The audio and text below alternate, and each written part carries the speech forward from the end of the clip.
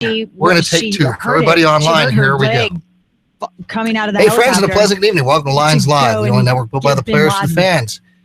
Join us is Big Dude Stephen Davis, Yaacov, Yisrael, the Grizz, Jimmy Kenny. My name is Skip Dreibelbis, and the fastest hour of college football. How's that for taking two, guys? We're back here live again with another week. We're going to recap of Penn State football, talking about what's ahead. And I'm so happy to report that it's the never I was wrong. How are you guys? I watched the VP debate last night, so you didn't have to.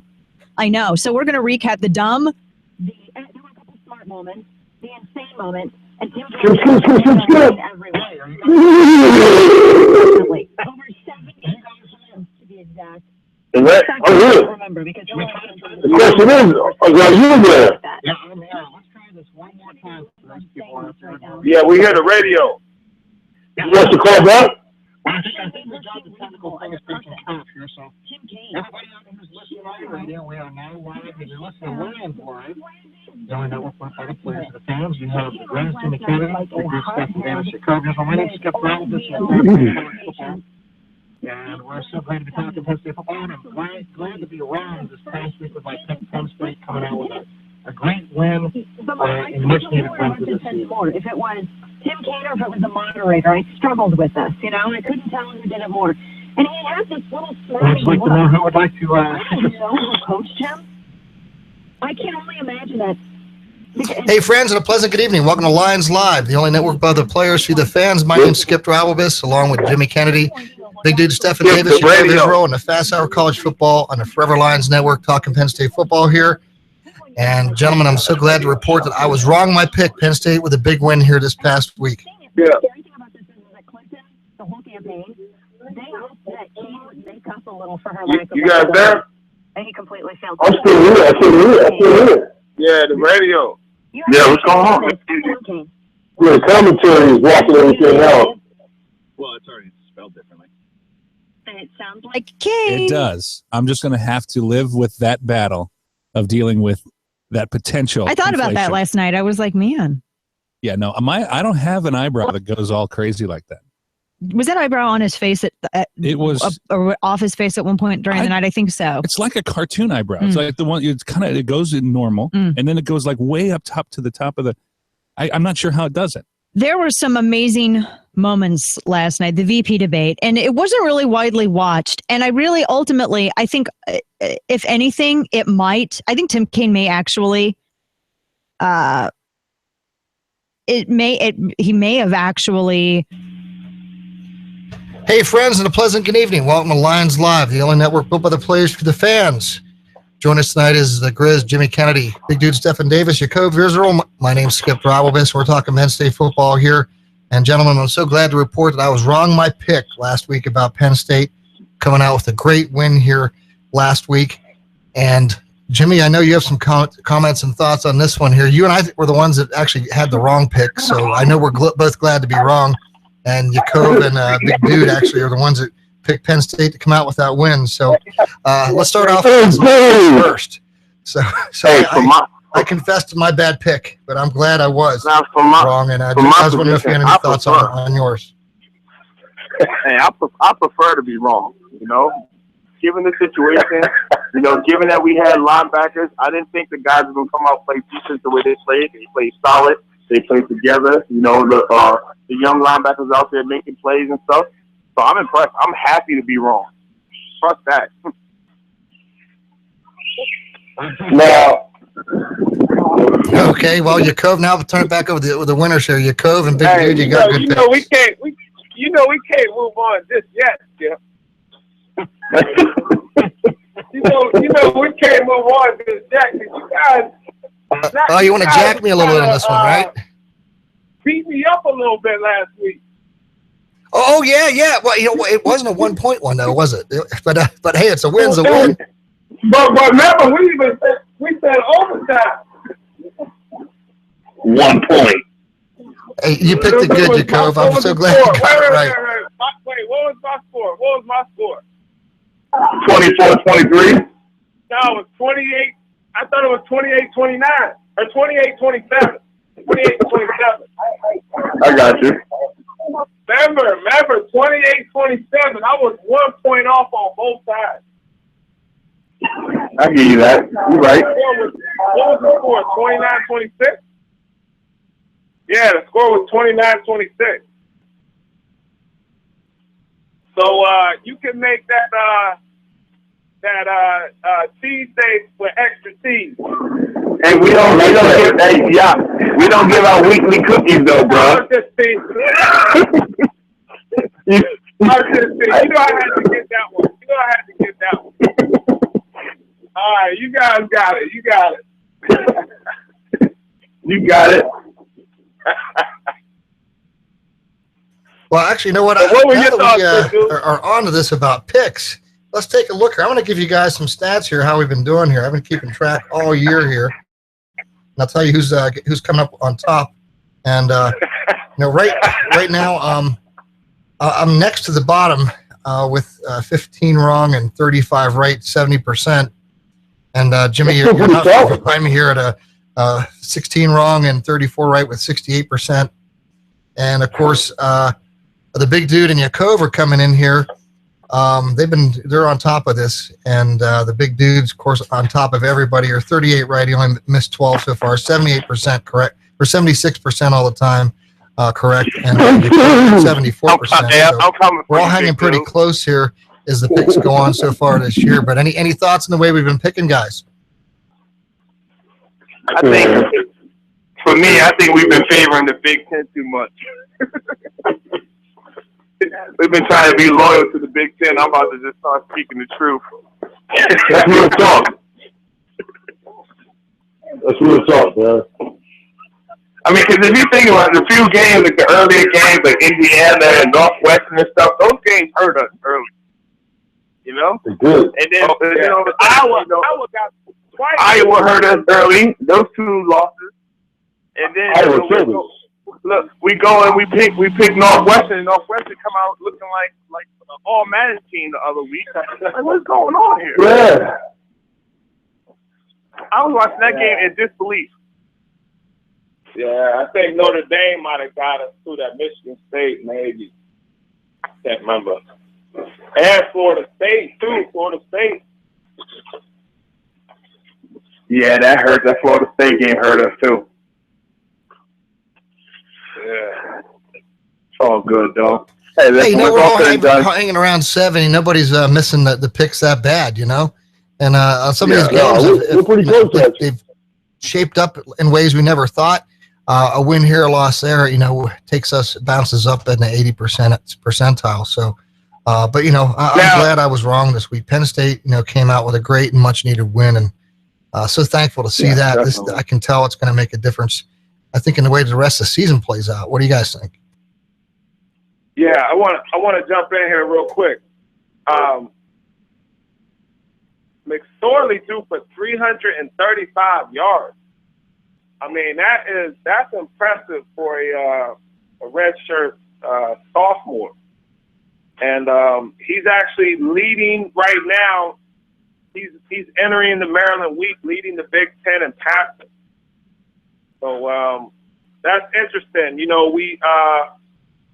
We're struggling to get Saquon over 100 yards rushing. He finished with 89, and he got about 30 of it on that overtime run he scored. So prior to that, he was probably in the 50s, as far as rushing yards. So definitely think that's something we got to figure out. It's like we talked about, everybody's keying on him. Is there anything we can do, or how are we going to deal with that? Well, I think. No, I think that offensive line has just got. That last series or that big play. When we scored in overtime. Everybody washed their man out. Everybody took it upon themselves to win. You got to win at the point of contact. You got to win at the point of attack, and have to mean it on a consistent basis. And the other thing is, we start off very slow.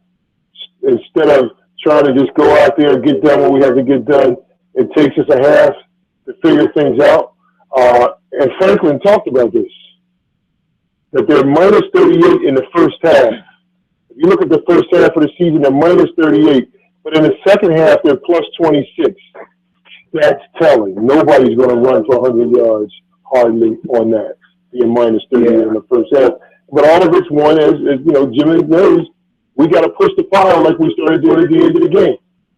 And because some games, the only way you can really win, you've got to run the football side of that. Yeah. Right. Because I had another comment, but I wanted to let you guys go. Jimmy? Oh, go ahead, Yaacov. Say what you think. Yeah, I was going to say another concern, though, is because we, because I was at the game, but because we're in the gun so often, we ran into a 4th down and 1, and then we kicked a field goal, which prior to we couldn't get it.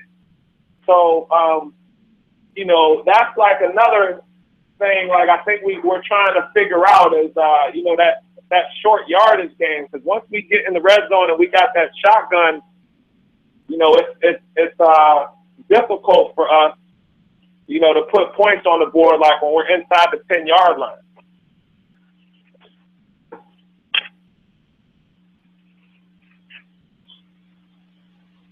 Well, what do you think is the best thing we could try to do to fix that? I think for me, no. Yeah, in terms of what we do, just like what Yaacov said, as a defensive player, you know what? I never fall for in the shotgun technique.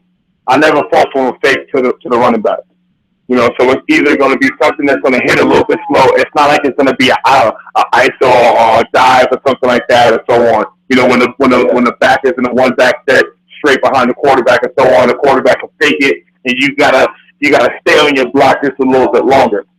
When you got a guy in the offset back, in the quarterback there in the shotgun formation, you know that the only thing that can hurt you is going to be a draw. He's going to hand off to his left or to his right. So it's not like there's no element of surprise there. There's no play action that truly works where you can sell it. But then now, as a defensive player, you can hone in on the running back. It's like, oh, okay, cool. Well, as a linebacker, you're standing back there, and it's like, oh, he gave him the ball. Let me go get him. And we just have a running back that's talented enough to make one or two guys miss before, and get a few yards and everything else. So as a nose guard, as a defensive tackle, it's like, oh man, if you had a fullback back there, you had a running back back there, you don't know what you're gonna get. Whether the fullback is going to block and your running back is in the flat or whatever the case may be, it's still setting up for us to do something else. It's still setting us to say, like, all right, cool, we have to honor the run. Penn State doesn't put us in these last few games. They don't put us in a situation where we have to honor the run. Yeah. We're just out there, and it's like, all right, let's give it to Barkley and let's make him win. And he's just, like I said, he's just a great athlete, and he has been on occasion. The whole game, 50 yards and so on, that's not good. We weren't as balanced as I expected us to be. But then that goes back to what I was saying before about, the defense coming out there and showing up and stuff and playing good ball because our defense stepped up and played. So Sure did. And they gave us a chance to where we wasn't like offensively, we weren't like fighting from a come from behind and everything else. So it was a solid game. Definitely. Well, this week ahead is going to be a challenge for us because Maryland played Purdue well. Yeah, Purdue. It's still Purdue. Come on, Skip. Yeah, Purdue's bad. It's still, but you know what I realized, especially as a player, even though we playing against less talent or whatever the case may be or so on, it seems like everyone always plays us hard. It's never been about a team coming in there to really beat Penn State. I think they want to beat our tradition and everything that we have with it. I think it's like we knocked. I think it's bragging rights to say, "Oh well, we beat Penn State." It just sounds it's a ring to that. It's like, oh yeah, well who y'all beat? Well, so we beat Penn State. And it's like, because no matter what happens in the past, Penn State has been known for their glory days and so on. Like think about this. It's like me right now going out and bragging about how I beat the Cowboys. I'm not beating Troy Aikman and Emmitt Smith and those guys and so on, but I can say, yeah, I beat the Cowboys, so yeah, I took out Romo though. It's still kind of bragging right there. Yeah. Yeah, I wanted to add something on that the Minnesota game. An interesting stat was we good? I'm sorry, Yaacov, say again? Oh yeah, no, I didn't know I just want to make sure everything was good. We're all good here. I just happened to see Michael. He was on his way out the door here. He's saying goodbye, so I muted my mic here so you guys wouldn't be hearing me. And but you didn't hit the mute button. Apologize for having to step through the mic for a second. Wait a minute, hold on.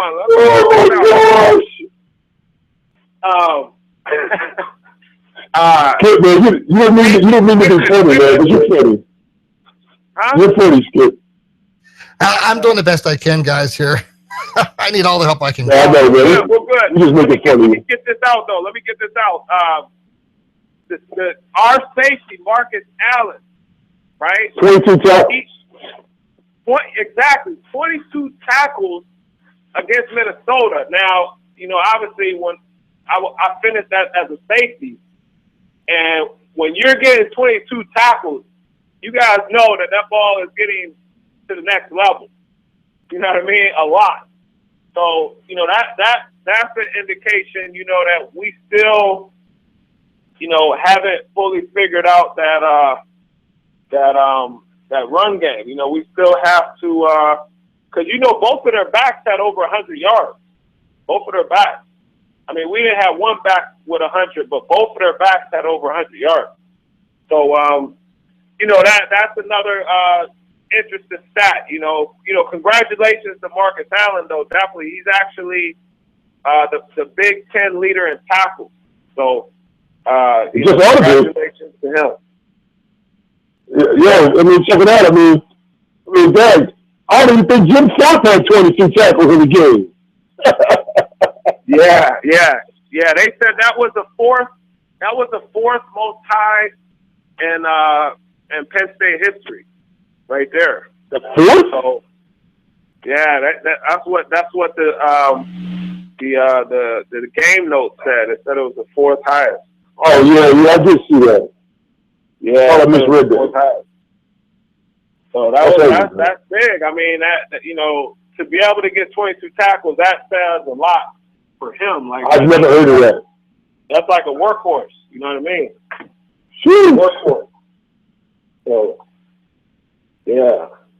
You remember Kennedy Mayer used to get a lot of tackles like that. Oh yeah, sure. Yeah, he was a beast too. Yeah, Mayer used to get a bunch of tackles at Oh yeah, Mayer. Number 23, right? Yep. Yeah.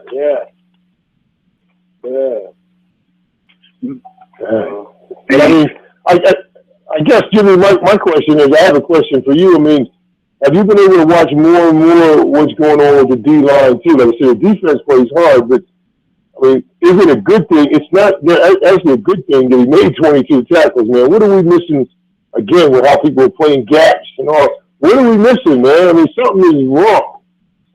You know what it is, Big Dude? Sometimes it's just game time experience. The jitters and stuff like that. We just have to continue to grow and build confidence. You know how it goes.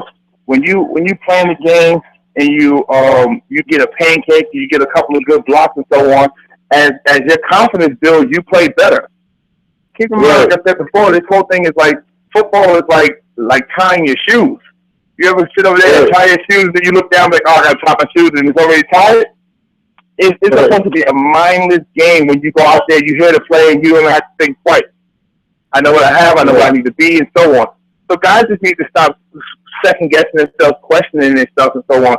I think what happened this last game was, You know, we had so many injuries and so many young guys out there that the defense was simplified. So then next thing you know, you got guys flying around and being where they need to be because they only had 4 or 5 defenses that they called. I'm saying? So everyone was in decent position. Enough for us to make sure even in this, while we have all these injuries, we were still able to come out there and win. Oh, yeah, absolutely. I mean, these young guys that came in at linebacker, I just praise them for getting it done. I mean, and Malik Golden didn't play last week. Is he going to be okay for this week? I mean, we certainly need him, that's for sure. Definitely. Yeah. Well, and my other question to y'all is, what do you think about taking a safety like Malik Golden and moving him out the linebacker? Can we do that? Or is that, I mean, to me, you might as well do that. You might as well bring some people up there that know the game a little bit more to play linebacker. Yeah, I mean, I think that's a good point, big dude. And they do have that capability with that 4-3. You know, they'll put that. You know, they used to have it like the hero back in the day, but they'll bring that safety up in the box, and I think that's what they've been doing a lot more to get. You know, because they can bring in like a safety like Allen that's got, you know, more of like a workhorse, and then put him in the box, and then they'll have like a hybrid in there. Yeah. Right. Yeah, exactly. Yeah. That also goes. They're gonna have to do. But that also goes back to what I talked about earlier. But when they did that, when they moved their safety up, most of the time, you know, Minnesota wasn't in the shotgun formation. You know what I'm saying? Yeah. They had to respect Minnesota's run. So even though that safety came up and he was stacking the box and everything else, when it was play action pass on, that safety was getting out of there. You know what I'm saying? When it was run and so on, he was there for run support. But when it was pass, he was dropping back and so on. We don't have that. We just shotgun formation or whatever the case would be, and the safety is staying deep. You know? Yeah. So and we got our linebackers and so on keying on us. You know, everyone's gonna spy Barkley and so on. You got a linebacker that literally will have no room but the back in the backfield. Yeah. You know? And the coaches is coaching them up saying this. Listen, I don't care if you miss a tackle, but just miss it to where your help is. Yeah. You know? And see, another thing I wanted to mention about Maryland, you know, that's kind of a little deceiving, but they actually are averaging 300 yards rushing per game. So their ground game is like the best part of what they have to offer. So, you know, I definitely felt like being at Beaver Stadium helped, though, last week because, you know, I felt like the players played with passion. And even towards the end of the game, like overtime time, fourth quarter, like it sounded like the house that we remember. You know what I mean? Like that was like one of the first times I ever heard Beaver Stadium get that hyped up, you know, and maybe since the Ohio State with Franklin, you know, that one year. But other than that, it's been a while. So. Well, I remember us having a 3 overtime win over Michigan once at the stadium, and that place they rocked the house for that. That was they had something for that one. And Yaacov, I think you're onto something there with the something to be watching for is the run game. If you shut that down, last week Maryland was averaging 8.7 yards per carry, totaling 400 yards. So if we shut the run game down, I think we can have a good game this week. Yeah. I think the difference is too, Skip.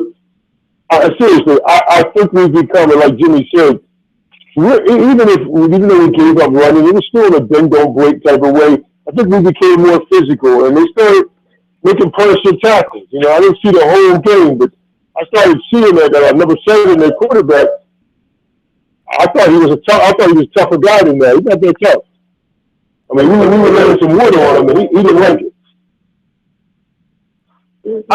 I'm curious to see how the guys bounce back because, like I said, I think they simplified the game this last week for them to go out there because of the injuries and so on for guys to be in great position. But now they put it on film.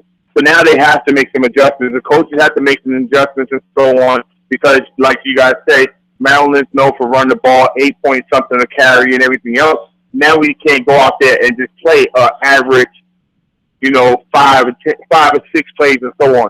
We have to go out there and put some stuff together and make some adjustments and so on, because we already have what our bases are on film. So we got to make some proper changes in order to get this win.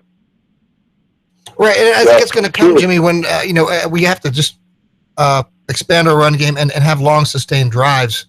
It's great to get the fast, quick score, but we're going to have to give our guys on the opposite side of the ball, some breaks, because we're shorthanded. Yeah, and that's what it comes down to. Between our spread offense that we have, that's another thing that plays a part. All of us have played back in the day and so on, and we're known for running the ball. But when you run the ball, it's time and possession. There's the clock running out, and before you know it, maybe the defense played about 30, 40 snaps or so on, and we're fresh and we're able to go out there and their defense is tired and everything else, and we get the win. So we just have to be smart. And obviously I'm jumping back to myself. In my NFL career, when I played certain games, let's say I was going out and we were going to play the Colts. If I was playing the Colts that week, I'll literally go out and make sure that I was about 305 to 307 in terms of my weight. Because I knew Peyton was going to try to get us in hurry-up offense. I knew he was going to have us to where we was running around and everything else and so on. So instead of me being heavy, being 315, 320 and so on, I was usually under 310, 307, 305 and so on. But then let's say the following week we're playing Chicago Bears, and they're running the ball. And guess what? I'm about 315. You know what I'm saying? About 315, 317, somewhere in there. Because I knew I had to be a little bit beefier and so on. Penn State needs to do that. We have enough talent, and these boys are, most of them are borderline geniuses. They are smart. They know this game. They need to come out there and sometimes put some stuff on film. Like think about this. Let's say we come out there this weekend, and I know we're not going to do it, but let's say we come out this week and we don't run nothing but powers and counters and I formations, and you understand what I'm saying? After this team, Maryland prepared all week for a spread offense. You understand? That's a great idea. I'd love to see us run the option even. It'd be nice if we had a package, though. Like but yeah, and maybe that could be something they might be saving. Maybe who knows? Maybe they're putting it in because we couldn't convert that 4th and 1. And that's just what it is. Like right now, we're struggling at linebackers and everything else and so on. Then you know what? Let's run a 5-2. Let's switch up. Yeah. Let's switch up. And you see what I'm saying? Let's adjust and do the right things that's going to make us work and put us continuously in a position to where we're going to win. Guess what's going to happen? Right. Maryland's not going to be prepared for that. The next team that we play, Ohio State and so on, we got them wasting. Remember when Miami did it and they went out there and they pulled the Wildcat out? And everyone, whether they ran it or not, people still had to prepare for the Wildcat. Because you don't know if they're going to run it or not. That's right. Yeah, we got to put some stuff up there, put some stuff on film that they don't know if we're going to run it or not. All right, what are we going to get this week? Pitt did that the first game to us, and it threw us off. Exactly. Yeah, we weren't ready for it. I mean, we're not just going to remember the Titans, man. We're going to give them something they're not ready for, right? But that's why I say on defense, man, you can't mess around. I mean, listen, you got to have a guy back there that knows what he's doing in the secondary. Presumably, you got a guy that plays safety. My thing is, Malik Golden comes back, you got to put one of them young boys out and tell him he can tackle better and handle their business better than linebacker. I mean, that's what I'm saying. And I think if we have sure tacklers, you're not going to see that running game play like it's going to play. I don't see that. I mean, if not, we just going to concede 200. You can't be going there conceding 200 yards rushing. I've never heard of that in my life. To concede 200 yards rushing, we got to make some changes. I agree with Jimmy on both sides of the ball. Yeah, well said, Big Dude. You're right on with that. You got to adjust. You got to adjust your fire and then throw a wrench into what they're thinking. Well, from my position, I feel that Barkley is a better running back than Larry Johnson is. Wow. From my position. No disrespect to Larry and everything else and so on. I just think he's more shiftier. He can make a guy miss. Larry was a great running back. Don't get me wrong. He's a great running back and so on. But like I said before, Larry wasn't our main guy until the senior year. You know, he was an all-purpose guy. He returned kicks. He returned punts and different stuff, so on. Like, he was okay. You know, I'm not saying that as a shot, so please don't take it as that.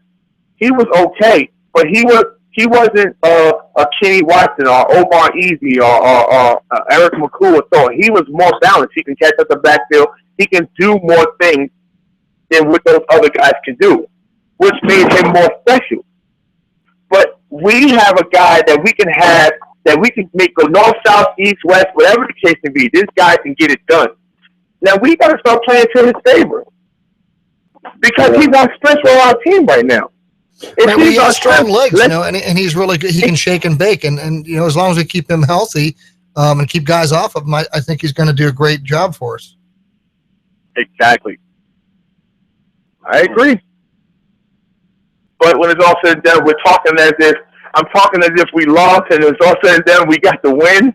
So I'm happy about that. I just worry about what we put on tape and want to make sure that we continue to change up things so we can give us a fight. Hey, think about this. If we show up to Ohio State and they've been practicing for a spread offense and we come out there and run the ball down their throat, what's going to happen? Are they prepared for a 4-3 defense and we give them a 3-4? What's going to happen? It's going to change the offensive line, blocking, and everything else and so on. And then halftime, guess what? They're going to try to change that, and we're going to adjust. And every 5 plays, we're going to switch our defense from 4-3, 3-4 to 5-2 to everything. You know, have fun with it. Mix it up. Yeah, I agree, Jimmy, and I'd like to see us do that on the offense. I mean, I really think with McSorley, we could really mix it up, having him just run a traditional option type of offense, and have him pull, you know, where he fakes the dive or gives to the dive and occasionally runs out, and then all of a sudden he pops up and hits a tight end down on either side because they're thinking run. Yeah, I like that, Skip. And speaking of McSorley, I just wanted to piggyback on that a little bit. I mean, very impressed with his poise. You know, he made some mistakes, you know, but he always is like, you know, believes he could win the game, you know, and if you know, we seen that play he made at the end of the game. I mean, you know, we had the ball, and you know, I even seen some people leaving, you know, because they thought the game was over. So, you know, like for him to like drive that team down the field, like I don't know the last time. I'm trying to think, you know, I feel like maybe Hackenberg might have did it before. I can't really remember. And if you guys can remember, let me know. But, I mean, he marched down the field with like under a minute or maybe like just over a minute and, you know, got us in position to score. And, you know, we eventually won the game. So that says a lot. I mean, what do you guys think? Or when was the last time something like that has happened? Well, I think he has an eye for the. I think he's getting a feel because there's kind of a feel get for it. I think he also has some eyes that he's starting to sprout. He's moving his head around. I think he's picking up on things. And I think he's doing his homework on film with the other team to know where he could be getting pressure from too. I don't know his background where he came from a high school, but he seems to be the type of quarterback that is able to run. If he has the eyes like that, I would love to see him, you know, actually really try to do traditional option offense where, you know, the fullback comes up and if we see the hole, he gives it to him. If not, and if it's filled up, he goes down the line, pitches it to guy, and then do that a couple times, throw them off, and then all of a sudden pull back and hit your guy deep going down the other side. I think you could get a quick score. Yeah, that's a good point. What do you guys think about that? You think he's you know, have you seen a quarterback that you could remember that you could say like it reminded you of him, or what? Well, I tell you, reminded me a little bit of a while ago was Tony Sacca. You know, a little bit. As I said, Tony was pretty much traditional pocket, but he doesn't really get it done. I mean, Sacca could get it done. I mean, and even though again Schaefer didn't have the talent that he had, couldn't run like him, but Schaefer made very few mistakes, the championship year. And Matt Kisner, in his last year, he had us in a few situations we did good also. But I would say Tony Saka is the closest thing that I've seen to him. And I know there's several quarterbacks in between. And I can't say, like I said, Mike Robb, that was a totally different deal. You know what I mean? But I would say, if Tony Saka could run, but actually he didn't want you to run much then. But if Tony Saka were running the spread offense the way, that's what I would say, Tony Saka. I mean, I see a little bit of Tebow in him too. I mean, not the size and physicality, but I think the athleticism's there where he can run like that. Yeah, absolutely. And he's tough enough to take the first shot with the defensive end. I mean, these guys in the Big Ten, there's some good dudes with that. But then they could just buying into it and making that read he made at the end of the game. I mean, I saw that play over and over. Quite a read by him with that defensive end, and quite a washout by the left tackle, Mahan, But with him settling into what's going on, kind of like Jimmy said, I think he's beyond all those other things, and he's really playing, and things are coming second nature to him. That's what's making him good. His deep ball is not great, although he had, over 350-yard passes last week. So that's big. And then one, of course, with the kid Irvin Charles with an 80-yard touchdown pass. But somehow we got to, and those 5 guys across the front have got to make it easier for him and got to make it easier for Barkley. Although, if you run Barkley 20 times and Barkley's in good shape, you will beat up the defense. But 20 times for 189 yards, not 89 yards. Yeah, I agree. Yeah. His for me, well, I believe a couple of shows we talked about what's our identity. I think right now we haven't picked whether we're going to be a running team or a passing team. I know we can't. I'm not saying we can't be balanced, but we don't go into a game with them fearing anything. When we go into a game or we could practice and so on, where you have other teams saying, all right, we got to do this to stop Barkley. And make our young quarterback, let's make their young quarterback beat us. So I would love to see us in a position where we actually are saying, whether Chase is throwing for 400 yards a game, then it's like, okay, cool, we gotta watch this young quarterback, but it's not that.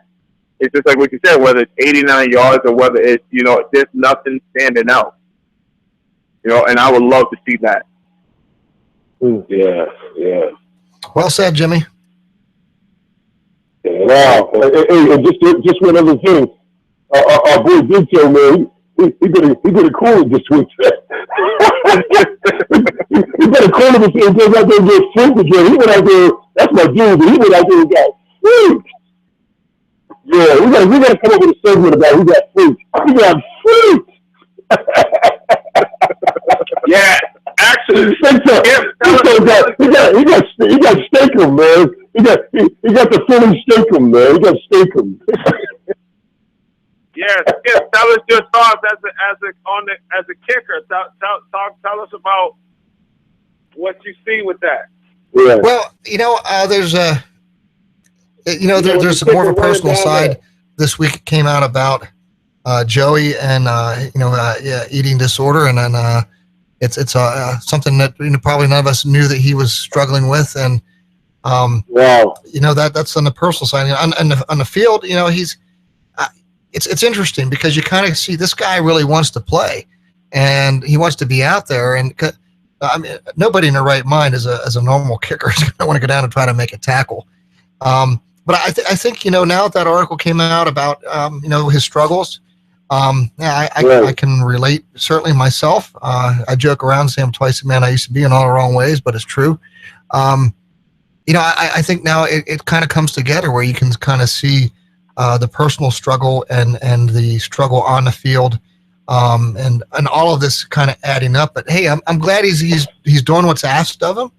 I just hope he can stay healthy and not get down there. And let's face it, Stephen. You know that all of us know Joe'd be throwing a fit if one of us guys was out there trying to make a tackle. That's just not part of Penn State football. Using the kicker to get down and make a hit. No. Yeah, he be laying the wood though. Hey, I'm gonna text Coach Franklin and tell him to just cut his meal plan they have. Yeah. Wow. But that's nothing to joke about, because actually, it wasn't. It's the weight issue, but he had the type where he'll binge eat and he'll start purging it himself, and it's like they call that bulimia or something like that. So what's going on? I don't know if you guys. Those early stages of bulimia. I mean, I can't tell you as a person that runs the wellness center, and we have counseling groups. And one of the things that a lot of football players didn't do, even somebody like myself, going through stress, looking at the program, somebody took his spot, and then he might have thought, hey, who cares about how much I weigh or my body image? And who cares? I mean, people think that's all women. A lot of men go through that, and I think that wellness needs to be certainly a bigger part of college football than what it is. Not just lifting weights, not just saying don't drink, don't smoke, and don't do drugs. Now, wellness is a whole mindset, and I think that that's what a lot of the people, I think, need to make more mandatory. I know some folks are not big on that, and that some folks, that they come into college football, they're there for a reason, but they have to learn and understand, and I know, Jimmy, you learned this in the NFL, they have to know that there is going to be disappointment, and they're going to have coping skills to deal with those disappointments.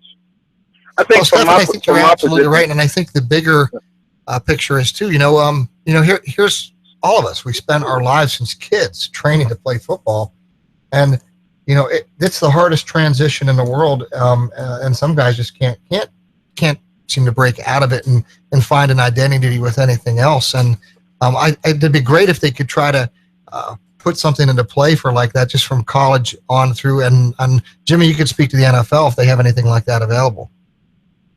I think from my position, Skip, I know I was joking and stuff just now. I didn't see the article or anything like that, but I'm definitely empathetic when it comes to, if it's a true disorder and so on like that. So I apologize for joking about that topic, is the first thing.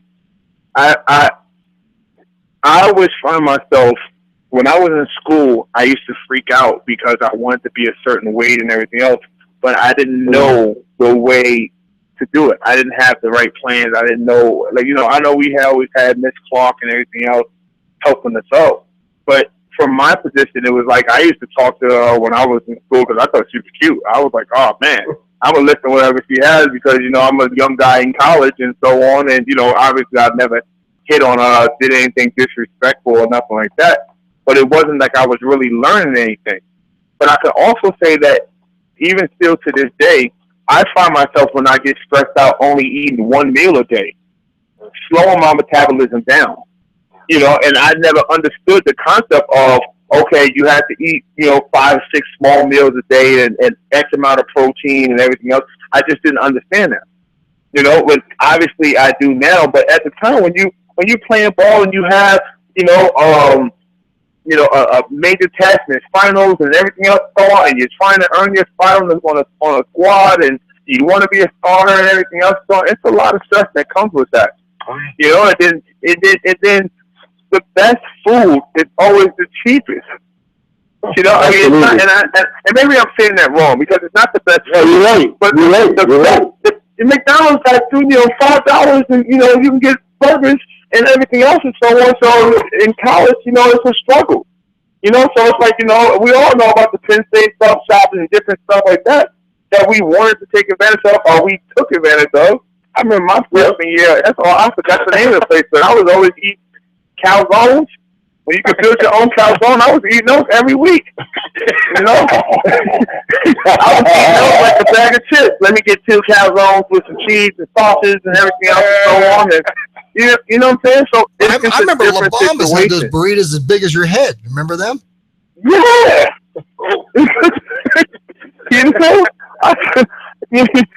So it's just stuff like that. So as a big man myself, coming in there with weight issues and so on, it wasn't like, from my position, it just all depends on what's accepted and what's not accepted. You know, when I was in high school, you know, I went swimming every day. But McDonald's had a double cheeseburger, 2 double cheeseburgers for $2. And me and my boys used to take $10 and we go in there and we load up on burgers and we go spend 5-6 hours at the pool. So imagine this. I showed up at high school, my senior year. I showed up at 355 pounds and I ran a 750 mile. At 350, you understand what I'm saying? So it wasn't because I was so in shape from swimming and everything else and running around and playing and so on, but I was 355 pounds. Wow. You know what I'm saying? So guess what happened? I played my senior year. I had over 20 sacks and everything else. So, and here it is. I show up at Penn State after going on recruiting dinners and everything else and so on. And then they wonder why I show up at 380 something. Everyone's giving me steaks and everything else and so on. But then I'm showing up at 380 and they're like, yeah, coach is going to put you right on offense. You know? But then I had, you know, it wasn't just about meeting with JT, you know, I mean, with Chris Clark. JT and those guys was on it. They knew how committed I was to this. That's different if I was dealing with a disorder. So now, I'm glad he came out, you know, because now he can actually get the support that he needs from his teammates. Yeah. You know, we're a family on and off the field. Right. You know what I'm saying? It hurts. You can get depressed in the locker room and say, oh, I see you, butterball. Yeah. You see Big Boy make that tackle this week? I see you, fat boy. So that could be a message to push you. You know what I'm saying? That's right. So now that he came out, now it's like, man, I'm not going to say nothing. I see you, man. Keep working out there. I see you, Harper. I see your effort. Keep working. You're saying the same thing, but you're presenting it in a totally different way. Yeah, and I know that the coaching staff would definitely, you know, Joe and them would definitely try to help him out with that. Yeah, it was a good thing. Man. You know, and guys, what I like to do here is we're having about 5 minutes here in our segment, and then we have a hard break coming up here at the top of the hour. We can carry it over here to a little bit past 8 o'clock here, but I want to give us a little bit of a heads up on the time so we can transition in here into some picks here soon. Okay. So, you know, if you guys want to, tie that up there in a nice little bow and put a package upon it, you know, at the end of the day, you know, everybody, and I think back to when we were there, Stefan, you know, it's hard at that time, at that age, to be sensitive sometimes to where other people are in their lives and things going on and off the field. And, you know, and I think it's kind of cool that, you know, these guys here there's been advancements now in ways that the team and coaches are trying to help people be more understanding of where other people may be coming from. So I think as a whole, that's a good thing that's taken place. And we see it here at Penn State. Can I get an amen to that? You get an amen from me, man. You get one from me. All right. You get one. I might even lay hands on you. Man. Go watch out, man.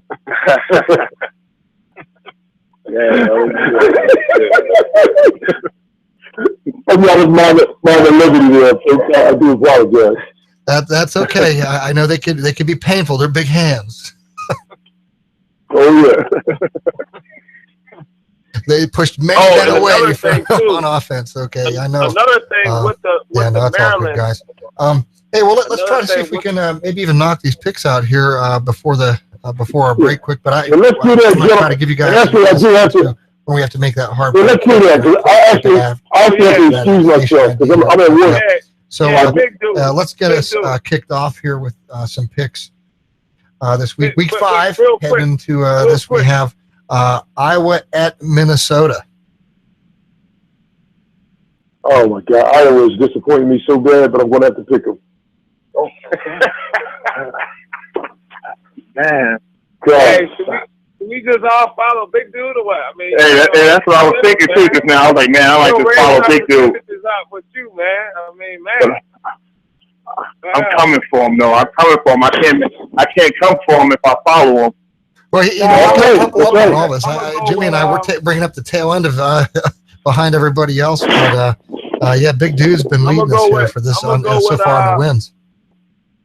We'll go with Iowa, but I would say though that would be really nice to see Minnesota win. After we just beat them. So and then we still got to play Iowa. So, but I think Iowa is probably still a nudge ahead. Going Minnesota. Jimmy, right. I'm with you on that one as well. Oh, I like it. Minnesota. Yeah, it's actually at Minnesota, so it's a 12 o'clock kickoff. Minnesota, I think Minnesota coming, off of a game from Penn State, they're going to be hungry for a win. I like it. Yep. Okay, and here we go. This will be an interesting mix-up here a little bit with BYU and Michigan State. Now, it's at Michigan State. Yeah, Michigan State. I'm going Michigan State. We're across the board on that one. And then we have Indiana, Ohio. That's the same. You're going to pick Indiana? I took BYU. You picking BYU? I'm picking BYU. Okay, Stephen. I might have to roll with him on that. We'll trust what you lose on that one. So our numbers can get that caught up to you. I knew that was coming.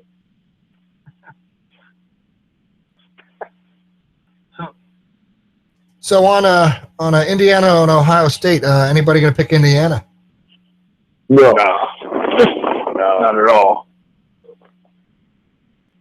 Okay, I'm just keeping our notes here, guys. I got it right here, and do up on our station ID break here in about 30 seconds, folks. So as we head into that, we're doing our picks here on Lions Live, the only network built by the players for the fans. You got Big Dude Stephen Davis, Yaacov, Yisrael, Jimmy Kennedy. My name's Skip Dreibelbis. And we're just going to take this brief station ID break and be right back. 30 billion live cultures inside you, life feels a little lighter, a little livelier, a little more you. No matter where life takes you, live digestively with Ultimate Flora Probiotics from Renew Life. These statements have not been evaluated by the Food and Drug Administration. This product is not intended to diagnose, treat, cure, or prevent any disease. #1 probiotic brand with 15 billion or more cultures based on annual sales. Listen for Laura Ingram weekdays from 9 to noon right here on the Voice of Center County, 970 AM WBLF. All right, and we're back here to Lions Live here in State College at Magna Broadcasting Studios on a Wednesday night, talking Penn State football here, going through our Week 5 picks with Big Dude Stephen Davis, Yaacov, Israel, the Grizz, Jimmy Kennedy. My name's Skip Dreibelbis, and moving through our schedule here this week for our picks.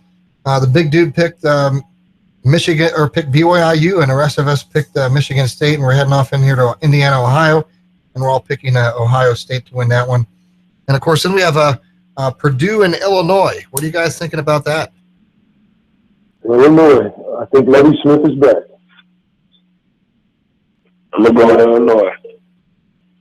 I'm going to go Purdue. Wow, dude. You mean when you played on the Vikings, you hate Illinois that bad now? What happened? Because I know they used to try to beat up on the Bears. I mean, you hate Illinois that bad because you played. Nah, it's not. It's not even that.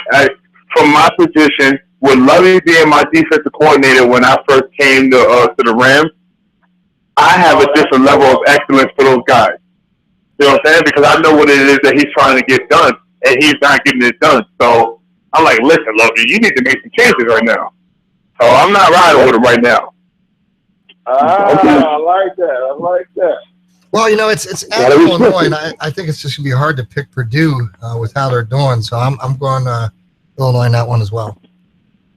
Yeah. That's interesting, interesting insight. Well, next up we have. I hope I'm wrong, so I can go next week. At Rutgers, I think we all know who's going to win that one. Who's that? Yeah, Michigan. Michigan, yeah. The Big Ten champs always win it again. Yeah, you called it, Big Dude. It seems like they're headed down that road. It's going to be interesting to see what happens with them and Ohio State at the end here. Michigan. Mm-hmm.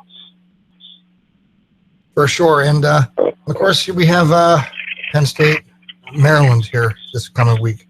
What are your thoughts on this one, guys? Let's have some scores. Penn State, I want to say Penn State wins. I think it'll be a second overtime game. And I'm going to say it's 37-34 on the foot of China Davis. That's not a bad one. That's not a bad one. I like that one, Big Kid. What you got, Griff? I say Penn State 28-17. Wow, good defense. I hope the defense ball out. I hope the defense ball out like that. Give him 3 wins. I'm giving them some love. I'm giving some love this week. I went hard. I went against them last week. You know, I got to redeem my squad.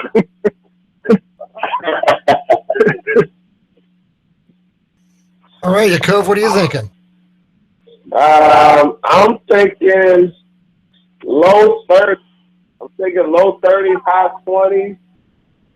I'm going to say 32-29 Penn State. These are these crazy numbers, bro. I don't know how he gets his scoring on this. Help me out, Yaacov. Hey, I'm just trying to get as close as I can. I'm not trying to predict the exact score. I'm trying to get as close. You don't get close to this point, bro. Huh? You don't get close to this point. You don't get an extra game win. Well, you pick the number dead on. Closer than you. Hey, I was within 1 point on both sides. 1 point. I was within 1 point. Well, he's thinking like, I'm not talking picking spreads for gambling, man. We're talking about actual scores. He's trying to cover me. Hey, look, if I can't get it on the money, I'll get closer than you. Hey, I'll take it. That's a win for me. Hey, guess what's going to happen? If Penn State win and you pick Penn State and I pick Penn State, we both get a W in the win column.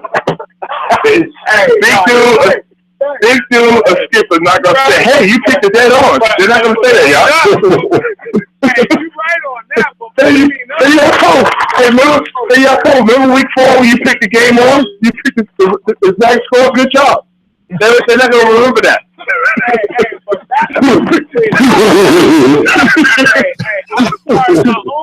starting my own stat. Oh, okay.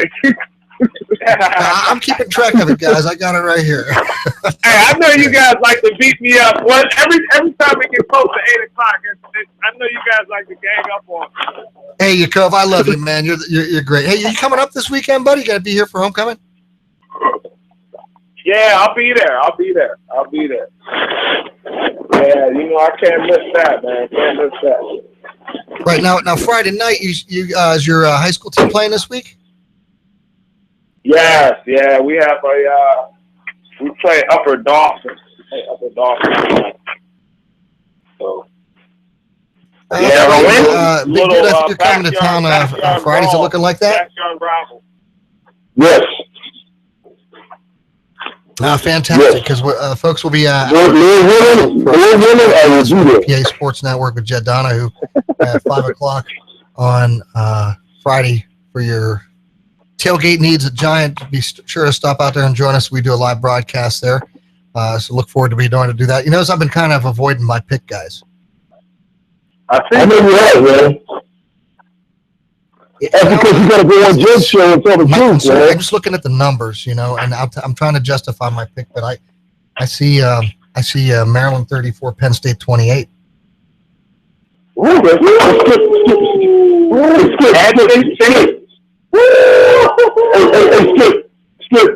Let me lay some numbers in the room. All those years that we played Maryland, I'm talking about more than 40 years. They beat us twice. The numbers are in our favor. Well, I think in the history side of it, but my concern is that, hey, I hope we can keep the momentum going. But, you know, I just looked at how Maryland's playing this year, and then it's going to be a close – I don't think it's going to be I think it's going to be a closer game than we think. I hope I'm wrong. Yeah, I mean, I definitely think, you know, they will come ready to play. And, you know, just looking at our defense at the end of the game, you know, even though those running backs got over 100 yards, like our defense pretty much won the game at the end. You know, like they tightened up.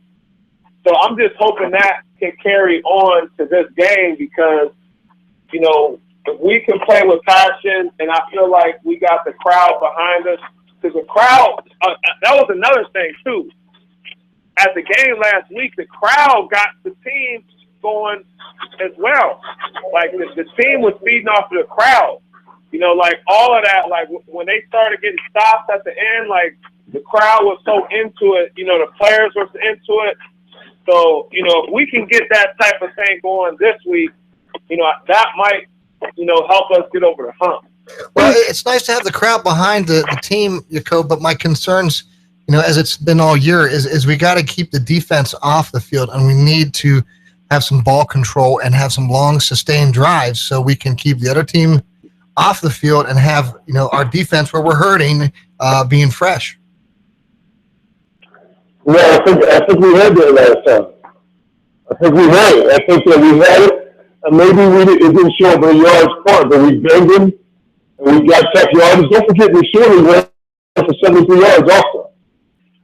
That helped with ball control. And that helped. That helped tremendously. I think is the best game we played all season. Mm-hmm. Yep, no doubt, no doubt. I hope Penn State wins. I really do. Let's hope to that end. Yeah, I'd like us to all stay on after we sign off tonight, guys, here, because I can keep the line open and all of us can chat here real quick. But I want to thank all our fans and the people each week who come on. Gentlemen, I have to excuse it. Tune us I have to excuse myself. And those who are listening online and on social media. Thanks to all of you for your support out there. It's a lot of fun to be able to come in here and put on a program like this. And I'm really thankful for all the players who've ever contributed to this effort here, because what makes you Lions Live unique is it's actually done by players. You know, we're not broadcast journalism majors. We're not engineers and specialists in how to do all this type of stuff. So I want to thank the fans out there for putting up with me and my mistakes as I'm trying to get these buttons working right and pushing everything here as we go along here, and we learn it through this process. And we all want to become better at this, because we want to be able to give you insights to Penn State football that you just don't get from any other sports program out there. And I'm thankful for Magnum Broadcasting to give us this opportunity to be able to bring that to the public like this each week. So I wanted to say that, and I don't know if any of you guys have any parting comments here, but you got to sign off and get back to our regular scheduled programming. But I know we can all catch up here after this here. So if you guys each want to give a comment here and a wrap up here for this week, we'll sign off here in the next minute. You know, from my position, I just want to thank everyone for listening, and Skip, we think you're doing a great job, and so keep up the good work. Thank you guys for having me on. Like you said, I'm a work in progress. I'm learning, you know. And I just hope, just like Penn State football, I want to get better each week and make sure I help with making this a great show and make it better than what it already is. Thanks for having me. We're glad to have you, Jimmy. It's great. It's a lot of fun this year. Definitely. I know Big Dude said he's at work. He had to sign out. I'm not sure about Yaacov. I think he said the same. So. Okay, well, then I'll just go ahead and sign us all off. And it's been a great night, folks. So thank you for listening to us. We're a little bit late. We'll be picking up Dana here next on WBLF. And on behalf of Big Dude, Stephen Davis, Yaacov, Yisrael, and Jimmy Kennedy, my name's Skip Dreibelbis. Y'all travel safe out here this weekend coming in, and let's hope Penn State comes up with a big win. Y'all, Lord bless. We'll take care. We'll see you again here on Friday night from 5 to 7 as we broadcast live at Giant. We'll see you then. Now backs the accord. Quote, I don't know to which Israelis he spoke with recently, but I can promise you the position of the prime minister, the defense minister, and most senior officials in the defense establishment have not changed. So Tim Kaine, he just absolutely to your face lied by repeating this old, stale, debunked Obama talking point. And that moderator, because she apparently didn't do enough legwork on it, she should have challenged him on that. Because I know how they love the fact checking. You know, she should have challenged him on that. And she didn't. She just let it go. But then every time Pence blinked, she interrupted. So this was an absolute lie. And he was trying to say, oh, but they like the Accord. They like, again, Tim Kaine has a heartbeat away, guys. A heartbeat away. That's terrifying. And Pence, I like how Pence pushed back. He's like, well, that's not what Israel thinks. And Tim Kaine keeps going, no, but Daddy Eichenkat, no, it's where no. That's a bastardization of his quote even. He just said that they're closely monitoring it in an article from the Times of Israel where they denounce it. How much of an idiot is this guy? Jiminy Christmas. But see, here's the thing. He's counting that. He's like, nobody knows this. I'm just going to say whatever. Because they're counting on people being too busy to fact check it. I mean, they're way too. They're way too. People are just they're dealing with so much stuff. They're dealing with the Obama economy. They're dealing with their kids. They don't have time. I mean, seriously, who has time to sit here and be like, well, what did the Israeli Defense Ministry say about the Iran deal? Who sits and does it? Marty, do you sit and do that? Did you sit and do that after it happened, after the Accord? No. No, you didn't do that. You didn't.